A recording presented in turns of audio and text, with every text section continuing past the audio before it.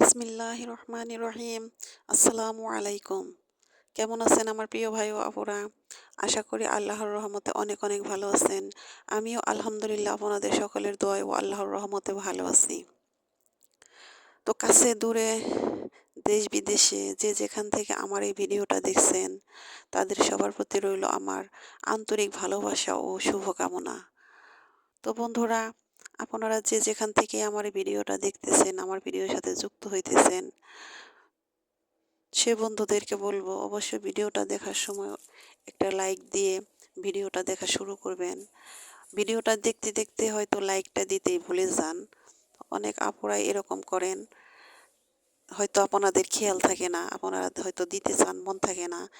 সেই কারণে বলতেছে যে ভিডিওটা দেখার শুরুতে একটি লাইক দিয়ে ভিডিওটা কন্টিনিউ করবেন।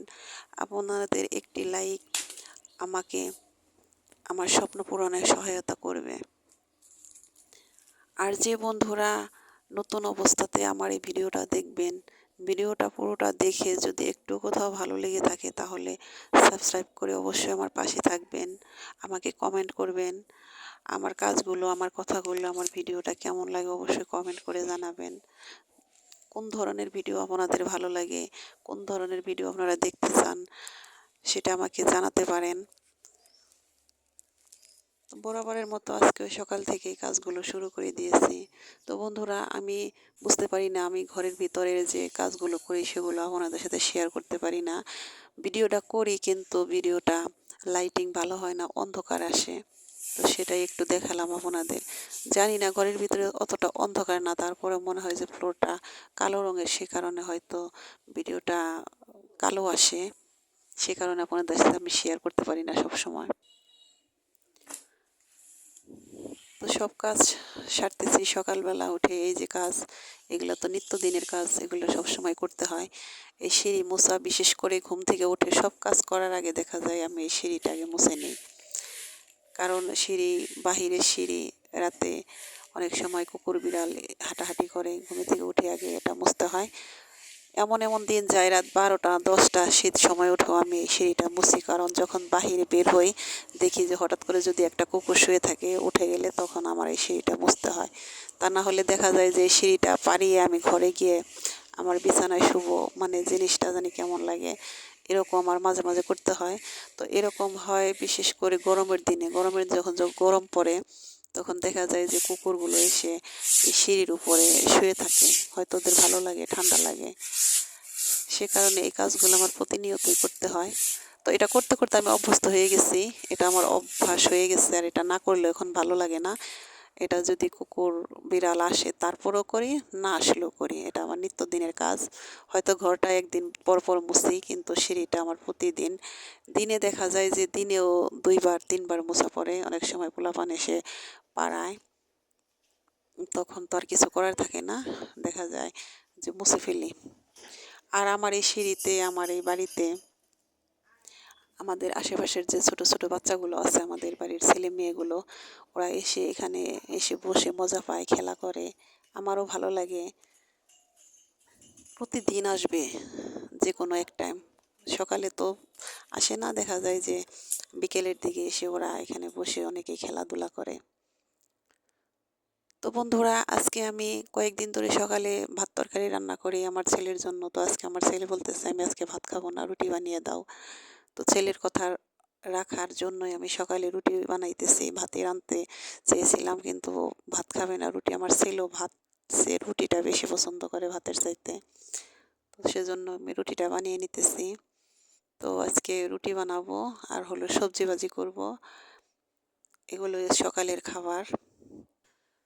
তো গরমের দিনে সকালে আর দুপুরে রান্না করি, এটা হলো আমরা করি কারণ গরমের দিনে দেখা যায় যে দুপুরের পরে গোসল করার পর আর বিকেলের দিকে চুলার পরে আসতে ভালো লাগে না।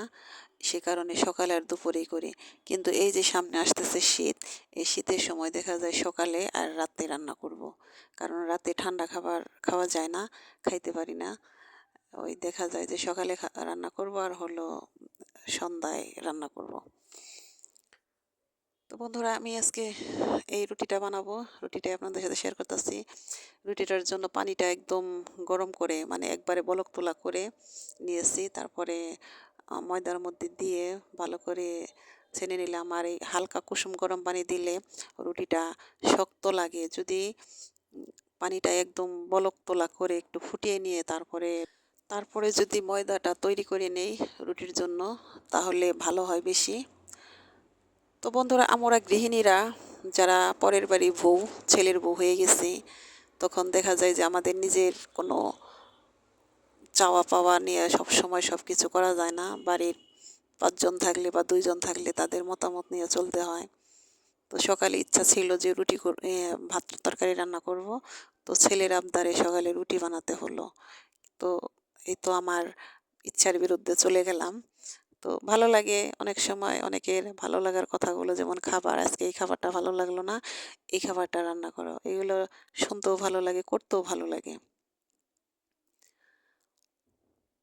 তো প্রস্তুতি ছাড়াই আমি রুটিটা বানিয়ে নিলাম ঝটপট।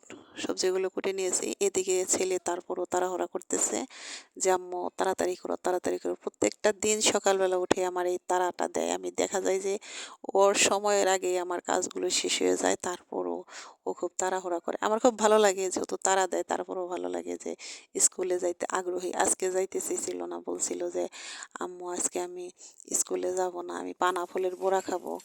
কালকে অনেকে পানা ফুল এনে বড়া খাইছে, আজকে ও আনবে সেটা বলতেছে। আমি কই আজ তো বৃহস্পতিবার, কালকে যাইও নে, কালকে গিয়ে আইনে দিও নে, আমি কালকে তোমার বড়াটা বানিয়ে দিব নে। তো সবজি ভাজির অপেক্ষাটা আমার ছেলে করতেছে না, সেজন্য তাড়াতাড়ি করে একটা ডিম ভেজে দিলাম। সে ডিমটা খেয়ে তারপরে স্কুলে গেল। তো এই তো বন্ধুরা, দেখেন আমার সিঁড়িতে বসে গেছে দলবল নিয়ে, সবাই খেলা করতেছে প্রতিদিনের মতো। তো ওরা একটা জিনিস খেলে, সেটা হলো অনু। অনু কাকে বলে আমি আর তো এগুলো চিনি না, বুঝি না। তো একটা ইয়ের মতো, টাসের মতো কি জানি যে খেলে, যে ওগুলোর মতোই অনু বলে। আমার ছেলে আইনা রাখছে আর কি। ওরা তো বেশি খেলতে দেখি না, ওরাই বসে বসে সবাই খেলে। তো আমি বলতেছি তোমরা এগুলো কি খেলো বলো তো, বলে অনু। তো আমাদের সময়ে এই ধরনের কোনো খেলা ছিল না, আমরা এগুলো খেলিনি। আমরা খেলেছি হলো গোল্লা ছুট, তারপরে সুপারি কাটা, তারপরে কানামাছি। তো যুগ তো ডিজিটাল, ডিজিটাল যুগ, ডিজিটাল সব। ছেলেমেয়েরাও ডিজিটাল, খেলাধুলা ওদের ডিজিটাল। তো দিন যাইতেছে আর সব কিছুর পরিবর্তন ঘটতেছে। তো এই যে আমার এক নানি শাশুড়ি, এটা হলো আমার চাচি শাশুড়ির মা। তো পান খায়, আমারে বলতেছে যে আমারে কয়টা পান দাও। পরে আমি কইছি পান পারেন, পাইরে নেন, গার ব্যথা করে আমি পান পাড়তে গেলে।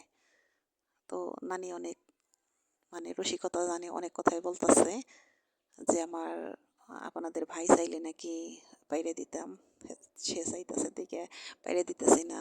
আমি বলতেছি যে আপনি না বইলে যদি নানা এসে বলতো তাহলে ঠিকই বাইরে দিতাম। মানে এরকম হাসাহাসি করতেছি, ভালো লাগতেছে। তো সামনে আসতেছে ফুল আর ফুল আমার বাগানে। তো খুব ভালো লাগে ফুলগুলো, সারা বছর অপেক্ষার পর তারপর বছরে একবার এই ফুলগুলো ফুটে। তারপরও অনেক ভালো লাগে ফুলগুলো, ঘরের সামনে না থাকলে আমার ভালো লাগে না। তো দেখতে থাকুন, ফুলের কলি এসে গেছে, আর কিছুদিনের মধ্যে হয়তো ফুলগুলো ফুটে যাবে। আমার প্রিয় ভাই আপুরা, আমার এই ভিডিওটা দেখতে দেখতে যদি লাইক দিতে ভুলে যান, অবশ্যই একটি করে লাইক দিবেন, সাবস্ক্রাইব করে আমার পাশে থাকবেন, আমাকে কমেন্ট করবেন। তো আজকের মতো এখান থেকেই বিদায় নেব। আপনারা সবাই ভালো থাকেন, আপনাদের শুভকামনায়। আল্লাহ হাফেজ, আসসালামু আলাইকুম।